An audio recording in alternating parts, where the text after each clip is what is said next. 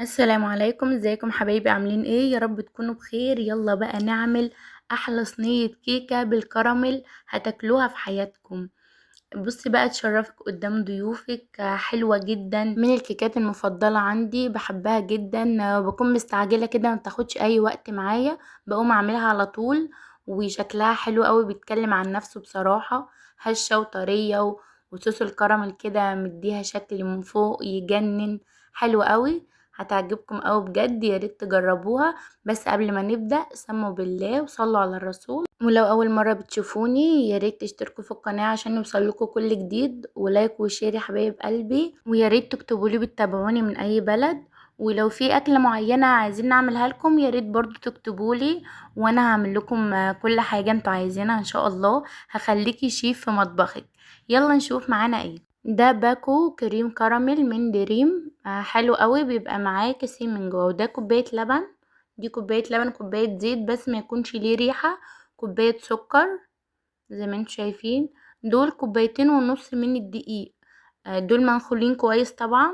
ومعايا هنا بيضتين، لو البيض صغير ممكن تحطي 3 بيضات. ومعايا 2 كيس فانيليا وواحد بيكنج باودر. اول حاجة بقى هعملها، هروح على الخلاط. هنزل بقى بالسكر بتاعي، كوباية من السكر كده. لو انتي بتحبيها مسكرة زيادة حطي كوباية ونص او كوباية وربع من السكر. هنا الكراميل انا معايا كيسين الصوص، والكيس بتاع الكراميل هنزل بالكراميل. وهسيب الصوص عشان هنزين بيه الوش. هنزل بالكراميل زي ما انتوا شايفين كده. وهنزل عليه بكوباية اللبن. وكوباية الزيت بقى مش هنزل بيها كلها، انا هنزل بنصها. وهبدأ اضرب، والنص التاني هنزل بيه والخلاط شغال. خيط رفيع علشان الصوص يتقل معايا ويبقى قوامه حلو. انا كده بدأت اضرب اهو، انا هسيبه يعني يتقل معايا كده شوية. هضرب كويس جدا زي ما انتوا شايفين كده. انا طبعا سايبه الخلاط كده مفتوح عشان تشوفوا القوام معايا. هو بدأ يتقل اهو. وانا بنزل بقى بالزيت كده خيط رفيع جدا زي ما انتوا شايفين. هتلاقيه بقى تقل معاكي لدرجة ان الخلاط مش هيقدر ان هو يلف معاكي الصوص ده. هتفضلي كده تنزلي خيط رفيع خالص بالزيت زي ما انا نازله كده. كده بصوا تقل معايا ازاي، ما بقاش بيتحرك اهو زي ما انتوا شايفين كده. كده هو جاهز معايا، هو تقل كده زي الفل. هجيبه بقى هفضي منه كوبايه كبيره وهركنها على جنب. كوبايه كبيره، بصوا ازاي تقيل. القوام بتاعه حلو قوي وطعمه بيبقى حكايه. حلو جدا بجد. ننزل كده بكمان شويه. وهركن الكوباية بقى دي على جنب، وتعالوا نشوف هنعمل ايه تاني. في الخلاط بقى هنزل بالبيضتين فوق الصوص اللي فاضل في الخلاط. هنزل بالبيض كده، وبيض يعني فانيليا. هنزل برضو بالفانيليا بتاعتي كيسين. وممكن تحطي معلقة خل، انا حطيت على فكرة معلقة خل صغيرة بس هي ما جاتش معايا في الفيديو. وهبدأ اضربهم بقى كويس جدا. بس هنا الدقيق بقى معايا، دول كوبايتين ونص من الدقيق عليهم رشة ملح. وكيس من البيكنج باودر هنزل بيه كده. تاج الملوك بيبقى حلو جدا في يعني، مش بيخلي الكيكة معاكي تسود ولا حاجة. بقلبهم كويس مع بعض. واجيب الخليط بقى اللي انا ضربته، البيض مع الصوص اللي كان في الخلاط مع الفانيليا. بصوا بقى فوم وهش كده. بنزل بقى وبقلب كده بالمضرب السلك على طول في اتجاه واحد زي ما انتوا شايفين كده. لما امزج الدقيق كويس مع بعض هلاقي القوام تقل معايا شوية. هيعوز كده يتخفف، هخففه بنص كوباية من المية السخنة.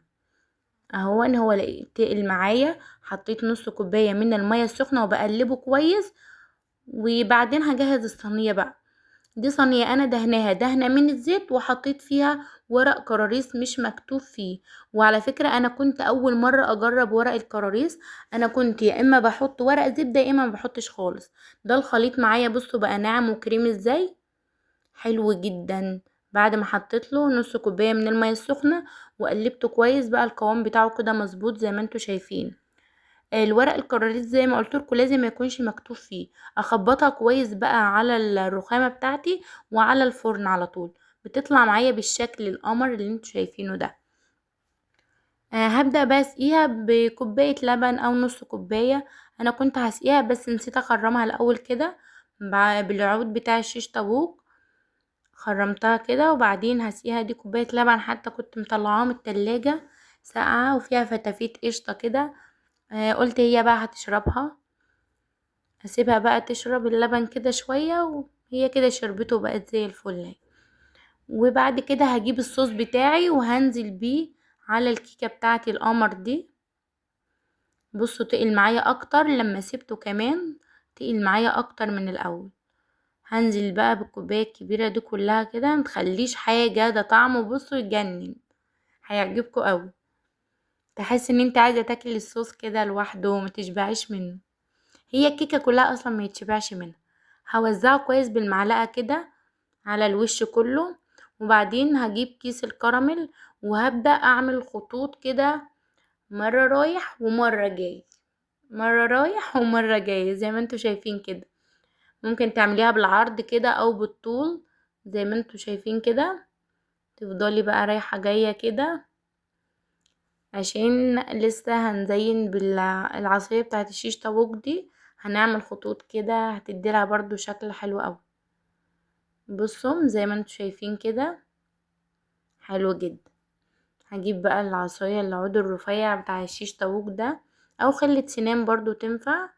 وهفضل بقى رايحة جاية. لو انا عملت خطوط الكراميل بالعرض يبقى امشي كده بالطول زي ما انا عامله، لو انا عملتها بالطول يبقى امشي بالعرض، يعني لازم تعملي بالعكس كده. تروحي وتيجي كده بتدي معاكي الشكل الحلو ده.